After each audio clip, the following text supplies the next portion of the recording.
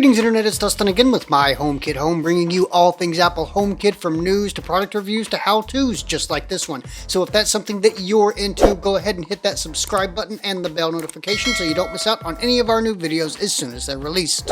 Aqara offers a number of Zigbee-based smart home hubs, including the original Aqara Hub, the G2H camera hub, and the recently released Hub M2, as well as some others that may or may not be available in your region.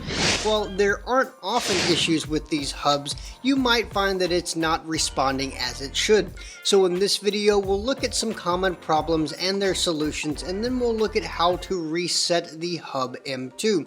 As always, don't forget to check out the description box just below that like button for tons of extras.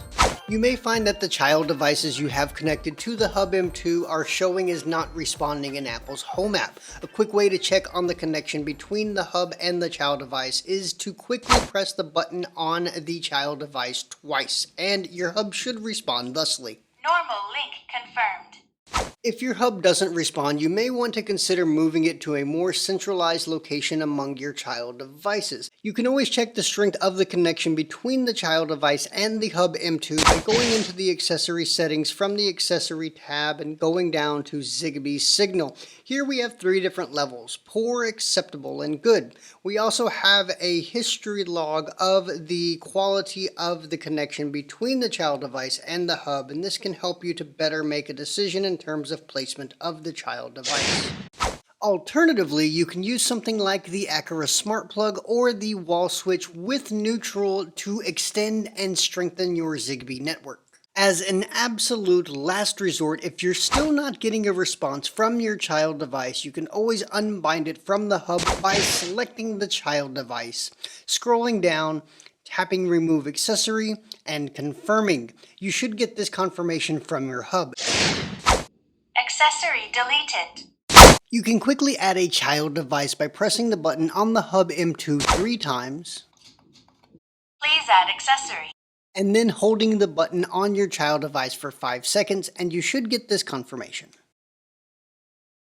Accessory added successfully. Also, this might go without saying, but you'll probably want to check the batteries in your child device as well. After all of this, if your child devices still aren't responding, it could be that your hub isn't responding. And unfortunately, the troubleshooting process here isn't as straightforward. It may seem like a no-brainer, but you want to make sure that you have sufficient power going to your Hub M2. You may even want to try unplugging it, waiting for about 30 seconds, and plugging it back in. Once you've done this, press the button on the face of the Hub M2, and what you're looking for is a solid blue LED. If you're still not getting a response, again, it may seem like a no-brainer, but go ahead and make sure there aren't any problems with your Wi-Fi router or with your internet service provider. If you're getting a flashing blue or yellow LED on the Hub M2, you'll want to go ahead and rebind the hub to the Aqara app. But first, go ahead and make sure that you reset the network settings. This is a soft reset. You won't lose any of the data associated with the child devices. And you can do this by holding the button for 10 seconds or until you get this confirmation. Network reset successfully. Now, I know binding the Hub M2 to the Aqara app sounds like it's a super complicated process, but essentially you're just setting it up again, just like we did in our review video. So what you'll do is you'll go into the accessories tab, or even from the home tab of the Aqara app, you'll tap the plus button at the top right, select the Hub M2, make sure that you do have that flashing light on the face of the device. Want to make sure you choose your home, then you'll go in and make sure that you've got it connected to either Wi-Fi or Ethernet. Then you'll scan your HomeKit code and follow the standard instructions for setting up a HomeKit device. And you'll know that you've done this correctly when you get this confirmation. The account is bound successfully, and you can start to use it. As an absolute last resort, you can perform a factory reset on the Aqara Hub M2. But be warned, this will remove not only your network settings, but it will also remove any of the data associated with your child devices, and they will no longer be connected to the hub, so you'll have to go back in and add those child devices again.